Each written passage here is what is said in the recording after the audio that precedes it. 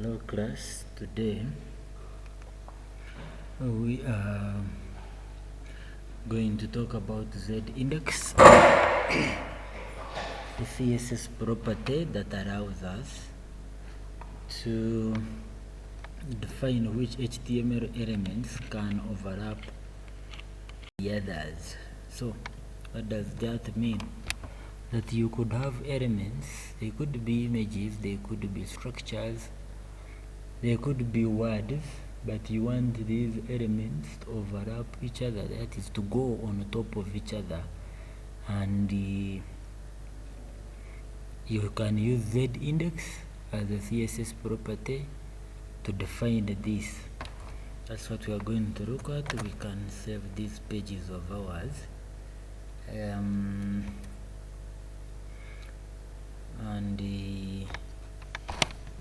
we can call this z-index.html. You can as well come here and say z-index.css. See the CSS file. Okay, so I save. Now we can create our structure here.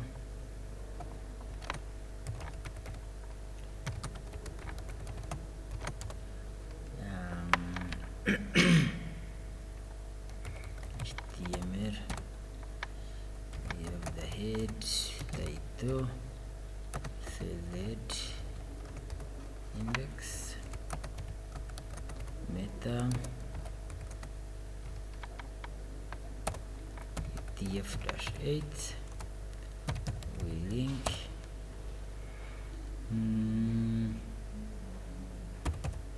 CSS and Z index. Have the body here, and you can say h1,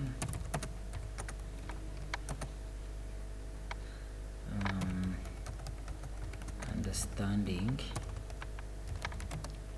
Z index. Then we can say, you can maybe use box as a class.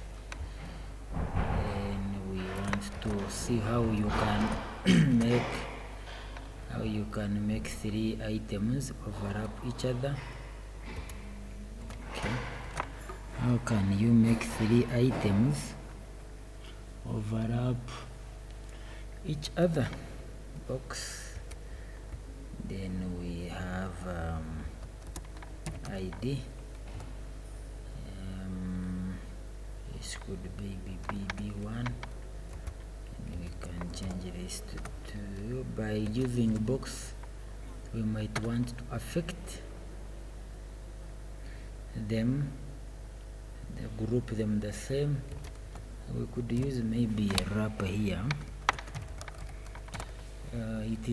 It might be necessary or not necessary. May I just want to use it here, but you can as well do without it. I just want to show you how I can position them in a certain container, such that if you have your particular div you want to put them in, they can also go there, because in most cases you don't just drop things on a web page randomly. So when we try opening our page, we shall find the title and the heading.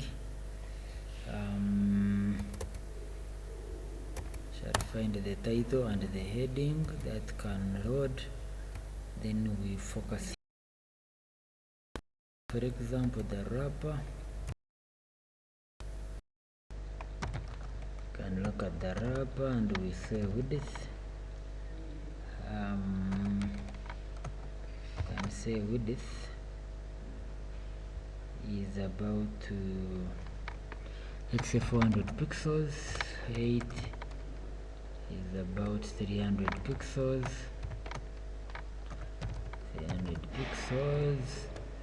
Then we have a background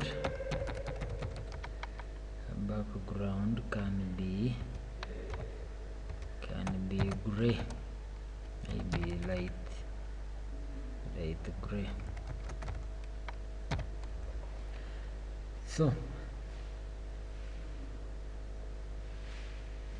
could have a background that is light gray or sea green.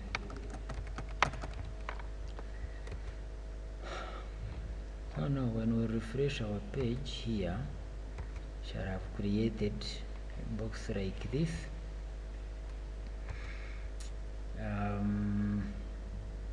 We can go further and work on the other ones since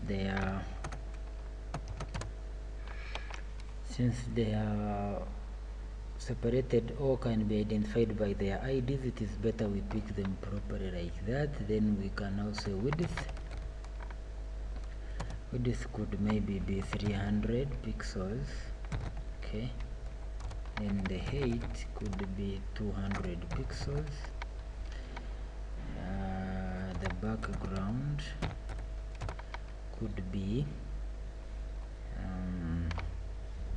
maybe for this first one we could say have that background, then we pick this to create the three elements. This is the second and this is the third. So we want them to be equal but not looking like the same. This could be slate blue. We could also say that this is maybe Gordon Road. So when we refresh our page, we expect them to be here going downwards because they are block level elements. They must be going down. So there, three of them moving outside the container. But now what we want to do is to make sure one, they fit in the container, and at the same time they overlap each other, they settle somehow on top of each other. So what do? We can now come and say there is something else you can use here, but let us begin with z dash index. We are going to give this one, we say z dash index. We are going to use, let us give this 2, and we are going to say z dash index. We can give this maybe 3. Since this has the highest z index, it should go on top of each other. It should go on top of all these, this being at the bottom, then middle, and this being at the topmost. After the z index, we can refresh. There is nothing here you can see because we are not positioning them to the container. They don't have any position that makes them fit in one container. So after this, you can find there is a tutorial, in case you haven't watched it, about positioning. That's where we talk about most of the things like position relative and what position relative does, how it is applied and how it is used. Then all other elements or child elements in that container we called wrap can then now be given positions such that they fit exactly in that area. So position, we use relative absolute because we have set the container to relative. Find the tutorial please, such that you can understand properly what we are doing. Position absolute, and then this is also position absolute. We refresh our page. We haven't yet defined their directions, but by default they can just stop here since they have their height and width and it matches. Now we are going to define their positions. That will help us see whether actually, but we can as well use only C index. For example, the other one, that is light sky blue, is at 1. What if we gave it like 5? so it should be able to go on top, and there it is, it goes on top. What if we give this a 10? Okay, then it should now be the one on top. You see, it also means that the one down here, if we gave it a 15, then it can also get back on top. So that is Z index for you. But what if we wanted to show all of them, or the three, how they are on top of each other, to confirm that actually this very first one is below all these? We can add something else. We can create the top bottom. We can say that top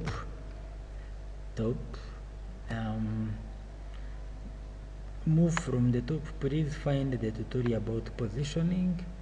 If you haven't watched it, please look for it on my YouTube, and then it will help you understand more about this. For now, we are not going to go very deep into why we do top, what top means, what bottom means. Find the tutorial and CSS positioning, then you will be able to understand more. So top, you can say bring it down by 10 pixels, left, push inside from the left by 30 pixels. When we do that, we refresh our page, we have something like this. Now the one down here can be seen. Maybe if we wanted something bigger, we can even call it 15. We refresh our page. Okay, then we go to the second one here. We say top, maybe 10 pixels, then left, we can pick 25 pixels from the left. So refresh, we have something like this. Now we can confirm that there were three overlapping each other. We go to this last one, we say top, we can say 5 pixels, and then we say left, maybe 20 pixels. So when we refresh, we have our elements in that nature. Now it is very important that you leave enough when you are dealing with Z index. Here you can see you have 5, 10 and 15. It means in between here you can add in something else and give it a Z index of maybe like 6, or you could add something else like here. Okay, see, copy at the end here, you maybe call it B4. Okay, when I refresh, there is nothing that is going to be seen because B4 is actually not worked upon here under CSS, and its div tag is also empty. So I could do it like this and say B4, and it has a Z index of maybe let us prove that. We can give it a Z index of around 7. We have 5, 10, 15, so it should be between 5 and 7. Even if we wanted to leave this the same, no problem. We could affect them by saying our last one here was 10 and 25, so, and it was 5 and 20, and it is going to be in the middle of this. So I could give this one such that you are able to see it. I could give this one 12. Okay, 5 and 10, so I can give it the top should be between 5 and 10. It is top 5, top 10, so I can give it then 7. Okay, then the left, because we are sure because of its Z index as a 7, it is going to be between this B2 and B1. It is actually going to be between B2 and B1 here. Select blue and light sky blue. So then if the left here is 20 and this is 25, we can maybe give it around say 22 or 23. That will make it go closer to B2. So when we refresh our page, we've added in something. You see it there. This other one here wasn't there, this. So now there are 4 objects. That is why we leave some quite a huge gap of Z index such that you can be able to see it. And you've seen me do calculations to make sure it could be seen on all other corners, top and left. Those corners are seen just like all others are being seen on top left. It also means you can add on something here at the top, or we could as well add on something here in between this golden rod color and the slate blue, just like that. So you can try it out. Do B4 in your tutorial, do B4 and make sure B4 sits in between golden rod and the slate blue. So it should be inside here, okay, between them here.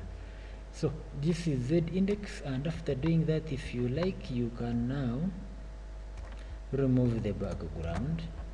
When I remove the background, so my elements will sit like this. Nobody will ever know that I had a background. I use the background to make sure to look at how I am positioning them. This can also be applied to images. Don't forget that it can be applied to images. So you can try it out with images. If they are to be images, then the images will be inside here. They will be here, and then you can give them IDs like this: image 1, image 2, image 3, image 4. Even if you copied this and simply added in the image tag and then you refresh instead of these colors and remove the background from CSS, then you will have the images. Make sure the images are of the same size. That's when you will look at this and it is very nice. Make sure the images are of the same size, then you will be able to achieve that. Otherwise, thank you. And that is all Z index does.